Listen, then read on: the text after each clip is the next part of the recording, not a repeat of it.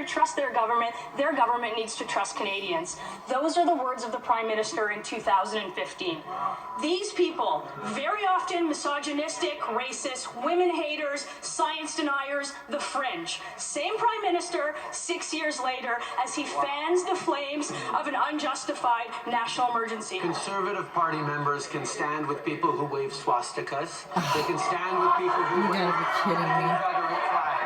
We will choose to stand with Canadians who deserve to be able to get to their jobs, who be able to get their lives. Where is Black Lives Matter on justice? Now, Here's the police you want to defund. You just saw Melissa Lanceman Can't make the joins connection. me now.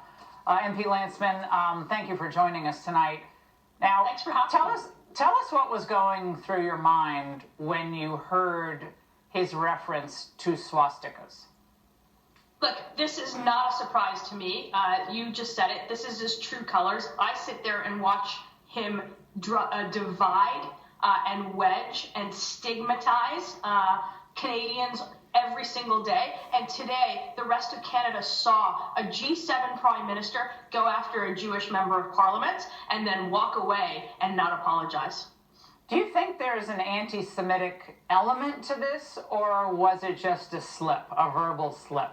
No, it was Well, deliberate. look, I think that words matter, and if you looked at my inbox in my office and you saw what my staff was looking at, when you accuse somebody of standing with a swastika, you get an influx of people calling you a Nazi, and that's not okay. And he is driving that. He's been driving division in this country since the protest started, since before the protest started, for his political gain. And I think his leadership is in trouble, the country's in trouble, and he's lost control of the situation. Now, I would like to play now what happened when you did demand the apology from Trudeau. Watch. I think he owes me an apology. I'd like an apology, and I think he owes an apology to all members of this House. There you go.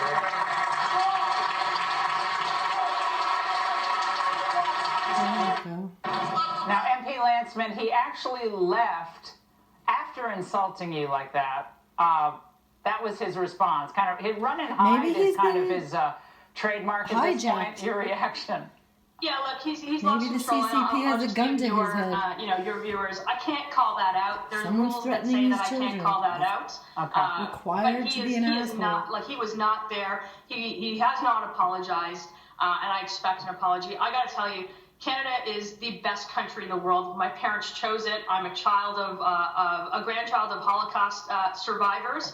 And to watch what is happening and what the Prime Minister is driving in this country is frankly egregious. How much hate has been directed at you and others who just believe in free expression and the right to protest, even take away concerns about mandates and the truckers and cross-border traffic? Set that aside. How much hate have you seen out there just directed at you? Look, I think the division in this country is growing, and it's growing because of the Prime Minister's rhetoric on this. We've got an urban-rural divide. We've got an east-west divide, and that's being wedged by the Prime Minister. I'm the party's transport critic, so we've been calling to an end to these mandates, particularly the cross-border trucking mandate, since earlier this year. We've got one of the highest vaccination rates, and we also have we are the country with the highest, most draconian restrictions. So if he wants to end this today, he could have done that 19 days ago before putting forward a national emergency that is not justified. He could have gone out and talked to people rather than calling them racist and misogynist, and we could have put an end to this. He can drop the mandates and he can drop the restrictions today, and I think that we will have a much more cohesive country. MP Lanceman, thank you very much for joining us tonight and being a leader in your country at this point.